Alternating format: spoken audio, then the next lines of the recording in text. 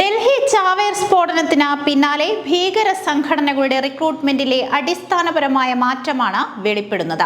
Medical profession അടക്കമുള്ള പ്രൊഫഷണലുകളെ ആകർഷിച്ച് recruit ചെയ്ത് അവരെ കൊണ്ടുള്ള ഓപ്പറേഷനാണ് ഭീകര സംഘടനകൾ ആസൂത്രണം ചെയ്തു വന്നിരുന്നതെന്നാണ് വ്യക്തമാകുന്നത്. കശ്മീരിൽ വൈറ്റ് കോളർ തീവ്രവാദം പിടിമുറുക്കിയതായി അന്വേഷണ ഏജൻസികൾ കണ്ടെത്തിയിട്ടുണ്ട്. നൌഗാം പോസ്റ്ററുകൾ, ഫരീദാബാദ് സ്ഫോടക വസ്തുക്കൾ, ചെങ്കോട്ട ആക്രമണം, നൌഗാം പോലീസ് സ്റ്റേഷൻ ദുരന്തം എന്നിവയെ അന്വേഷണ ഏജൻസികൾ ബന്ധിപ്പിക്കുമ്പോൾ അക്കാദമിക് വിദഗ്ധരും ഡോക്ടർമാരും വ്യാപാരികളും ഉൾപ്പെടുന്ന പുറമെ സമാധാന ജീവിതം നയിക്കുന്നവരും വൈറ്റ് കോളർ തീവ്രവാദ വലയ്ക്കുള്ളിൽ അകപ്പെട്ടതായാണ് റിപ്പോർട്ട്.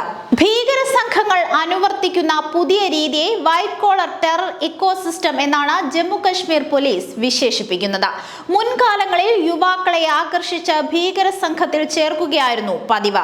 കഴിഞ്ഞ ഒരാഴ്ചയായി അന്വേഷണ ഏജൻസികൾ ശ്രീനഗർ, അനന്തനാഗ്, കുൽഗാം, ഷോപ്പിയാൻ, പുൽവാമ ജില്ലകളിൽ നിരവധി റെയ്ഡുകളാണ് നടത്തിയത്.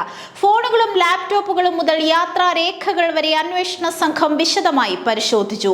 ഇതിൽ നിന്ന് ഫരീദാബാദ് സ്ഫോടക വസ്തുവേട്ട, ചെങ്കോട്ട കാർ സ്ഫോടനം, പരിശോധനയ്ക്കിടെ നൌഗാം പോലീസ് സ്റ്റേഷനിൽ ഉണ്ടായ പൊട്ടിത്തെറി എന്നിവയുടെ സമയക്രമവുമായി സംശയാസ്പദമായി പൊരുത്തപ്പെടുന്ന ചലനത്തിന്റെയും ആശയവിനിമയത്തിന്റെയും രീതിയാണ് അന്വേഷണ സംഘത്തിന് ലഭിച്ചത്. അനന്തനാഗിലെ മലക്നാഗ് പ്രദേശത്ത് കഴിഞ്ഞ ദിവസം നടത്തിയ പരിശോധനയിൽ കശ്മീരി ഡോക്ടറുടെ വസതിയിൽ വാടകയ്ക്ക് താമസിച്ചിരുന്ന ഹരിയാന സ്വദേശിനിയായ വനിതാ ഡോക്ടറുടെ മൊബൈൽ ഫോൺ ഫോറൻസിക് പരിശോധനയ്ക്ക് അയക്കാൻ തീരുമാനിച്ചു. ഇതുമായി ബന്ധപ്പെട്ട വിശദമായ അന്വേഷണം ആരംഭിക്കുകയും ചെയ്തിരിക്കുകയാണ്. കുൽഗാമിലെ ഗാസിഗുണ്ട് മേഖലയിൽ ജെയ്ഷെ മുഹമ്മദ് ബന്ധം ആരോപിച്ച് അറസ്റ്റിലായ ഡ്രൈ ഫ്രൂട്ട് വ്യാപാരി ബിലാൽ അഹമ്മദ് വാനി സ്വയം തീ കൊളുത്തി മരിക്കാൻ ശ്രമിച്ചത് വഴിത്തിരിവായി മാറിയിരിക്കുകയാണ്. ചെങ്കോട്ട സ്ഫോടനത്തിലെ പ്രധാന പ്രതികളായ ഡോക്ടർ ആദിൽ റാത്തറിന്റെയും ഡോക്ടർ മുസാഫർ റാത്തറിന്റെയും അയൽവാസിയായ ബിലാൽ അഹമ്മദും മകൻ ജാസറും ഇപ്പോഴും കസ്റ്റഡിയിൽ തുടരുകയാണ്. റാത്തർ സഹോദരന്മാരാണ് അന്വേഷണത്തിന്റെ കേന്ദ്ര ബിന്ദുക്കൾ.